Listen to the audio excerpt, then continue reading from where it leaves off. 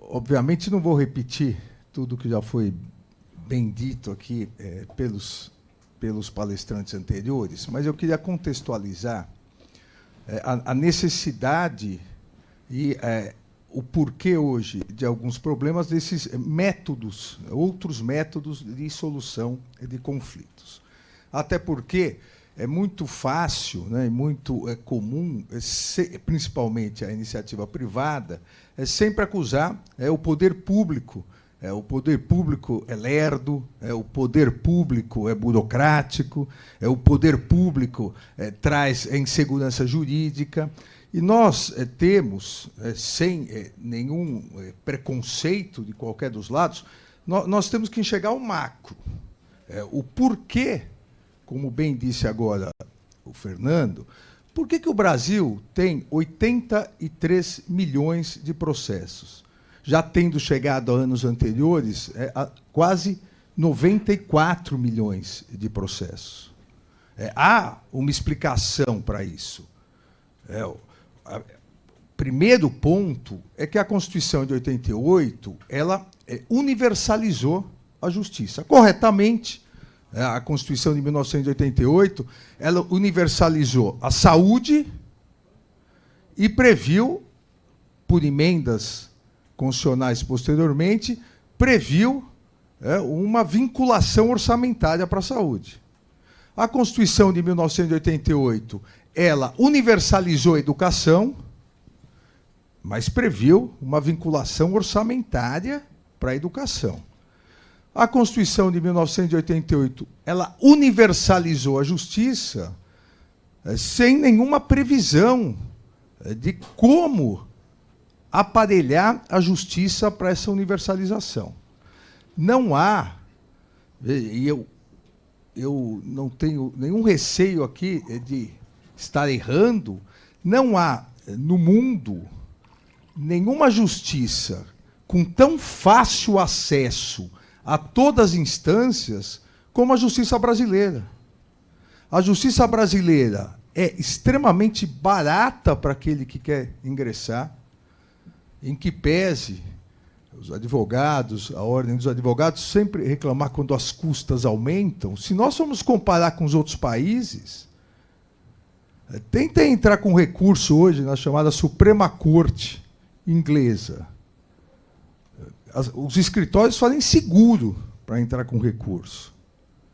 Ou seja, houve a universalização da justiça, a justiça é extremamente acessível do ponto de vista de rapidez, de você acessar a justiça, todas as instâncias, e extremamente barata para aquele que pretende, fazendo custo-benefício, litigar por anos.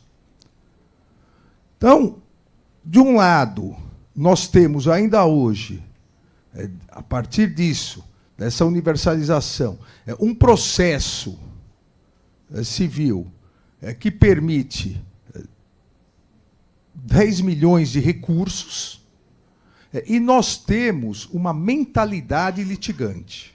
Então, esse é um fato que coloca também, e foi dito aqui, tanto agora como no painel anterior, a necessidade de segurança jurídica, que é importantíssimo, mas a iniciativa privada ela contribui para essa insegurança jurídica, porque são milhões e milhões de processos que as partes sabem que vão perder, que já há definição de precedentes, mas, pelo fato da justiça ser muito fácil de acessar e barata quando o volume de dinheiro é muito grande, as partes vão ingressando com embargos, do agravo regimental, no agravo interno, do recurso especial, e vão protelando. E quando há, excepcionalmente, uma multa por litigância de má-fé, é um escândalo no Brasil. Então, é importante que nós tenhamos esse contexto para verificar que a celeridade da justiça, a maior segurança jurídica depende de todos.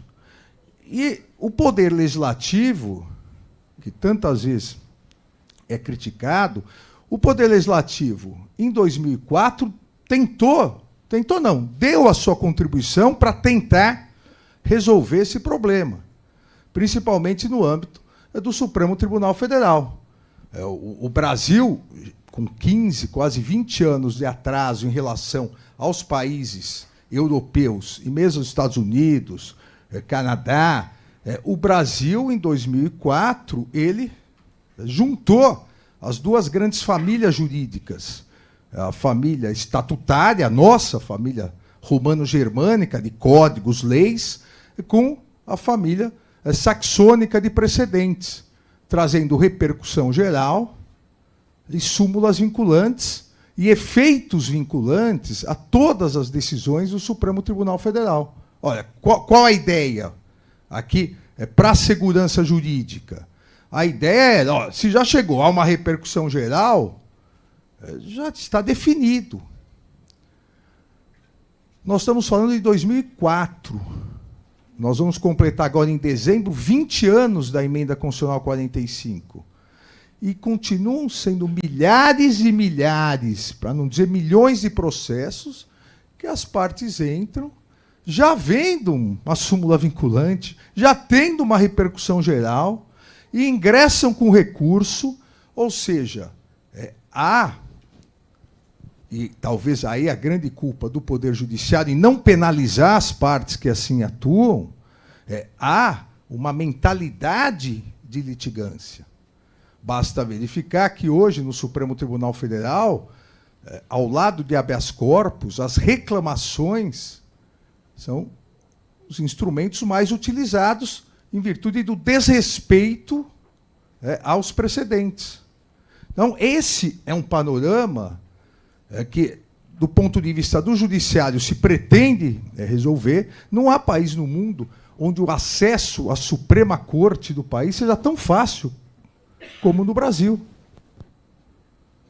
Mesmo que não caiba o recurso extraordinário, cabe o agravo recurso extraordinário, aí você entra com embargos, e isso vai protelando.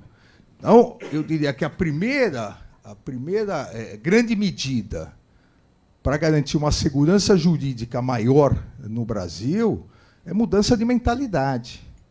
Mudança de mentalidade de todos, inclusive daqueles que litigam.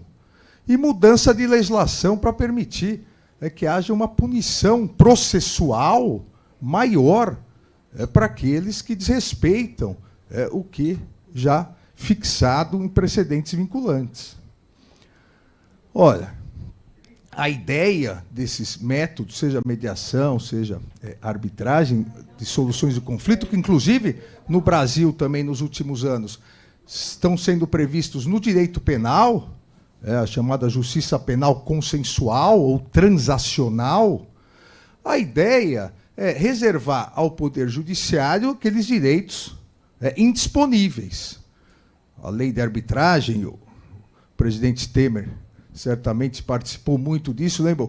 O ex-vice-presidente, senador Marco Maciel, foi o grande patrono da lei da arbitragem. Depois, a alteração da arbitragem no sentido da administração pública também ter essa possibilidade de realizar arbitragem.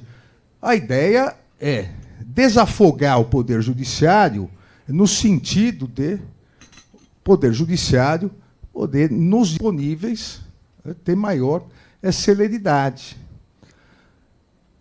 Hoje, há dois grandes desafios, e isso me parece importante aqui, para diferenciar, para trazer um outro argumento, ou outra reflexão. Há dois grandes desafios em relação à arbitragem. A massificação e a questão da parcialidade ou imparcialidade, que foi tocada aqui pelos que me precederam. Há a questão da massificação, hoje já se discute, em vários países já se aplica ODR, a ideia da utilização da inteligência artificial. No Brasil seria a resolução de conflitos em rede, você permitir uma espécie de arbitragem pela inteligência artificial, com o mínimo possível de participação humana. Para vocês terem uma ideia, aqueles que ainda não sabem, nos Estados Unidos, a rede, a eBay, uma das maiores lojas virtuais do mundo, já teve 60 milhões de processos de arbitragem por inteligência artificial, com mais de 90% de solução sem nenhum problema. De questões consumeristas, né, que nós chamaríamos de consumeristas aqui no Brasil. No Reino Unido, na Inglaterra, o professor Susskind, que é o conselheiro do Chief Justice da Suprema Corte inglesa, apresentou um projeto, ainda está em discussão, para a criação do que eles chamam lá de Her Majesty Online Court, uma corte online para arbitragem com o mínimo possível de interferência humana para as questões mais simples. Mas a perspectiva de aplicação hoje, segundo os cálculos ingleses, necessitaria de quase 1 bilhão de libras esterlinas para realmente ficar da forma como foi o projeto. Mas qual é a ideia dessa massificação? A possibilidade de você retirar do judiciário os casos de direitos disponíveis que possam ser arbitrados, porque nós falamos muito das grandes arbitragens. Se nós formos verificar no Brasil, há as grandes arbitragens, mas quantos e quantos processos ligados a INSS, ligados a bancos. Os juizados especiais aqui em São Paulo estão atolados de processos ligados a bancos, os golpes que as pessoas tomam. É sempre o mesmo golpe. O juizado especial sempre condena o banco a devolver e o banco sempre recorre, nos novos casos, para juizado especial. Ou seja, é o mesmo procedimento. A ideia é de criar um juizado online, seria assim, de arbitragem, como a ideia da UDR, exatamente para as partes, obviamente, as partes abrindo mão do judiciário, indo a esse judiciário, a essa arbitragem, para possibilitar que rapidamente as questões sejam resolvidas. E isso não afeta a inafastabilidade do Poder Judiciário, porque casos iguais, e isso é o preceito básico do princípio da igualdade, casos iguais devem ter o mesmo tratamento, devem ter a mesma decisão. Nós sabemos que casos iguais, o advogado já tem, no meu tempo a gente falava um chapão, né? O advogado já tem no computador a petição, o outro advogado também, o juiz já tem a decisão. Se nós fizermos isso, esses casos, possibilitar um meio de controvérsia digital, isso seria um grande avanço.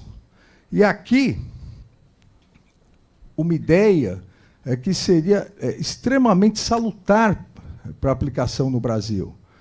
A possibilidade dessa instituição, a instituição desses casos, pelo sistema virtual, a parte que discordasse disso poderia realizar um destaque, no caso dos precedentes vinculantes. Isso garantiria uma segurança jurídica. Casos de precedentes vinculantes iriam para essa espécie de ODR. Se a parte não concordasse, uma das partes realizaria um destaque para ir para o juiz presencial, mas apresentando o distinguish, a distinção daquele precedente. E se esse precedente, essa distinção não fosse comprovada, uma multa, custas muito grandes e uma multa processual muito grande. Nós teríamos aí um avanço na solução de controvérsias gigantesco. Por outro lado, ao lado dessa massificação que seria importante em solução de conflitos para retirar do Poder Judiciário, há a questão, que foi tocada aqui nas aqueles que me precederam, de indagação sobre a imparcialidade dos árbitros. E isso também decorre do quê? A gente volta lá atrás, da questão da litigância do brasileiro. Veja, se você de boa fé escolhe o judiciário ou escolhe a arbitragem, você, de boa fé, depois se perde, não pode querer, salvo, obviamente, algo muito excepcional, querer reverter. Mas se há essa preocupação, e há a necessidade de se garantir, e há um PL na Câmara dos Deputados, até de autoria hoje não mais deputada Margarete Coelho, que hoje é uma das diretoras do SEBRAE, é o PL 3293, para realmente a ideia, esse PL é muito criticado, mas é um início de discussão para discutir a transparência maior da escolha dos árbitros, a transparência maior da rotatividade dos árbitros, da não repetição dos mesmos árbitros, uma transparência maior das próprias decisões, dos fundamentos da decisão, para que não se coloque em dúvida de solução de conflitos, que é a arbitragem. Então, de um lado, nós temos que pensar como, e os outros países já vêm pensando, a Áustria, a Alemanha já começam também com a ODR, ampliar um pouco a utilização de inteligência artificial no Poder Judiciário para a questão da arbitragem, para soluções alternativas de conflitos, e, do outro lado, garantir uma maior transparência na questão de árbitros, escolhas de árbitros, para evitar impugnações do Poder Judiciário. Porque, mesmo que o Poder Judiciário mantenha essas decisões, o que ocorre é que aquele caso em que as pessoas optaram nos direitos disponíveis para arbitragem, para ganhar em celeridade, uma vez impugnado, esses casos acabam se perdendo no tempo também. Então, em resumo, porque meu tempo já se encerrou, o primeiro ponto para garantir maior segurança jurídica, maior celeridade, é exatamente uma mudança de mentalidade. Enquanto nós não tivermos uma mudança de mentalidade da iniciativa privada, do próprio Poder Judiciário, que desrespeita decisões vinculantes do próprio Poder Judiciário, enquanto nós não tivermos esse acertamento entre nós, ou nós alteramos a legislação, sucumbência maior, multas por litigância, como outros países têm, uma dificuldade maior de acessar os tribunais superiores, ou nós vamos ficar patinando. Então, esse é um primeiro ponto. Um segundo ponto é a utilização de forma também transparente, principalmente em relação aos algoritmos, mas a utilização da inteligência artificial para auxiliar nesses novos métodos de solução de conflitos. Para vocês terem uma ideia, hoje, no Supremo Tribunal Federal, para análise da admissibilidade dos recursos extraordinários, dos agravos de recursos extraordinários, já se usa a inteligência artificial para verificar os modelos, os precedentes, com supervisão humana, mas isso ganha tempo, muito tempo. Então, é possível a introdução disso também na arbitragem. E o terceiro ponto é para evitar retrocessos na utilização desses métodos de conflitos, uma transparência maior. Uma transparência maior na escolha, uma transparência maior na própria rotatividade e uma depois nos fundamentos da decisão. Muito obrigado pela atenção.